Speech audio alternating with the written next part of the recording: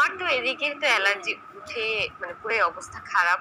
আমি তো অ্যালার্জির জন্য মানে কালকে, হ্যাঁ কালকেই তো আমাকে ঘুমের ওষুধ দিচ্ছে। ঘুমের না মানে অ্যালার্জির ওষুধ খাইলে তো এমনিতেই ঘুমে ধরে, এটা তো সবাই জানে। তো আমি অ্যালার্জির ওষুধ খাওয়ার পরে মানে আমার কোনো হুদিসই নাই। আমি কখন ঘুমাইতেছি, কখন ঘুম থেকে উঠতেছি কোনো কিছু নেই। এর মধ্যে হচ্ছে আমার বয়ফ্রেন্ড আমাকে ফোন দিয়ে না পায় পুরাই অবস্থা খারাপ। সে ভাবতেছে যে আমার কি না কি হয়ে গেছে। কতক্ষণ আমার কাছে ফোন দেয়, কতক্ষণ হচ্ছে রিয়ার কাছে ফোন দেয়। তারপরে আর কি রিয়া বলতেছে যে আখি আপু তো ঘুমাইতেছে।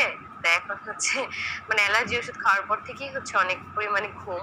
আমার চোখে এখনো ঘুম, যেহেতু আমি হচ্ছে মানে দুপুরবেলা যে মেডিসিনটা সেটা খাওয়ার পরে এখনো ঘুম ঘুম। মানে আসলে অ্যালার্জির মেডিসিন খাইলে, তারপর হচ্ছে ঠান্ডার মেডিসিন খাইলে, তারপর হচ্ছে যখন কাশির ওষুধ খায় তখন কিন্তু অনেক পরিমাণ ঘুমে ধরে।